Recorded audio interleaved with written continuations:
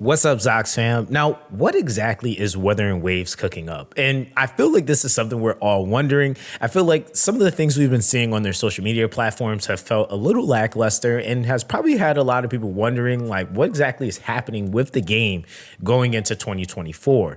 But I do feel like Wuthering Waves is doing this with intent, and there's a very particular reason as to why this is happening. And we're going to get into that. Now, the first thing I want to actually talk about is their social media, right? How exactly are they posting currently at this state and just kind of the time frame that we're in. Now, the thing is that if we take a look at their Twitter page, which I'm using their Twitter page because this is the place that they predominantly post a lot of their trailers and just kind of teasers about their characters outside of like their YouTube or Discord. But when I check the Discord, they haven't really been updating it with anything outside of their Twitter posts. And then the YouTube hasn't had a video in over a month. So with that, I felt like this was a great place considering they just posted a video yesterday, right? Now, this video is on Tao Chi. Now, the important thing about this, right? And I'm going to play this so you guys can see. The important thing about this is that they're showing very different and slight changes to some of the characters, not just their designs, but their weapons even. And I think it's really important to pay attention to these very little and intricate details because we had the same thing happen to the main MCs, which I'll talk about that in a moment. Now, the thing is that in this video, they go to actually show, we'll skip ahead, her using a much thinner sword. Now, I remember playing in the CBT and she was a very slow like sword swinger. And it looks like they've actually like made some adjustments to making her respond a little bit quicker, even when using her counter attack with the shield. And that seems to be pretty cool. I'm not gonna lie.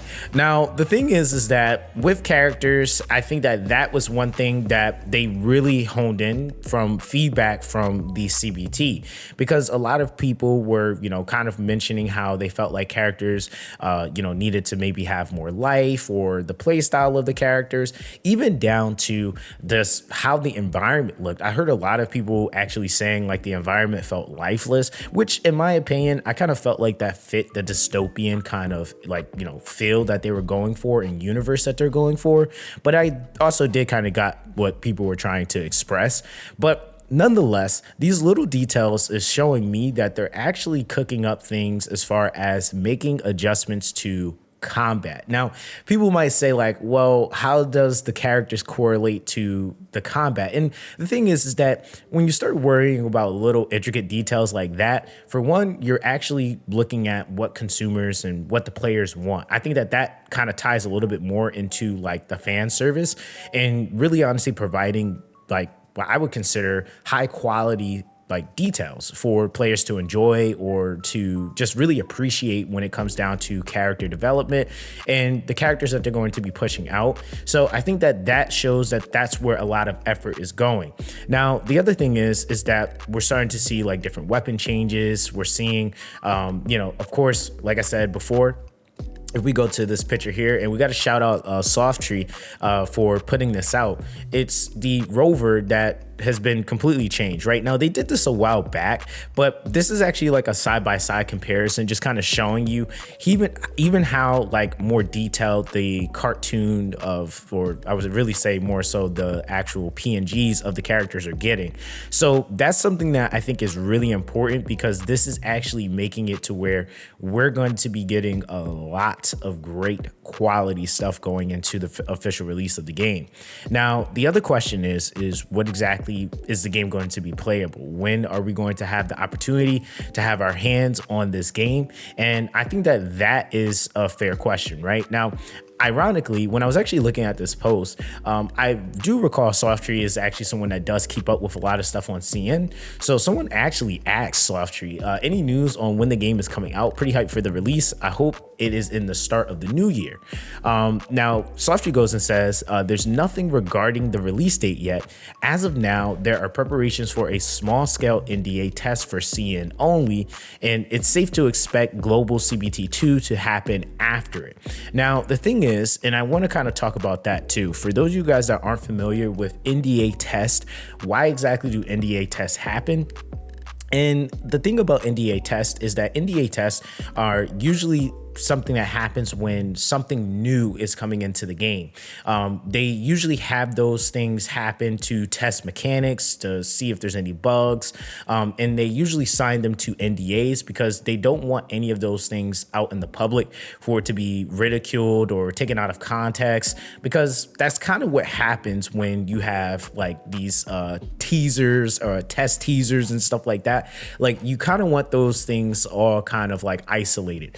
Whereas with the closed beta, those are usually with the intent to see like the overall flow of the game, get feedback on, you know, if there's a combat mechanic, or how does the players receive the environment, or, you know, how do players like the story? You know, like there's just so many different elements that goes into the CBT versus them doing these NDA tests. And usually the NDA test is indicating that there's a lot of changes or some pretty massive changes that's going to have taken place in the game.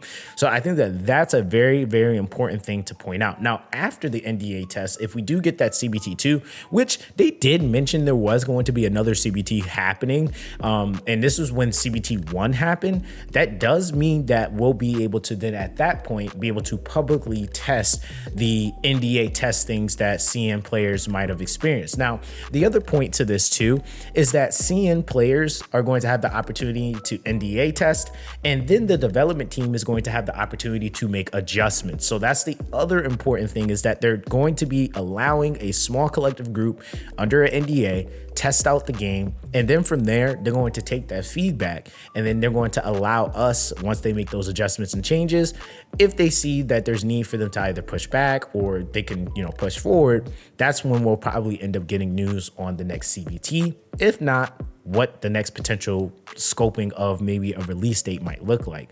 Now, I would suspect that if Wuthering Waves was to release at any point, it would probably be a little bit closer to the end of almost next year, if not like the end of summer to like the end of next year.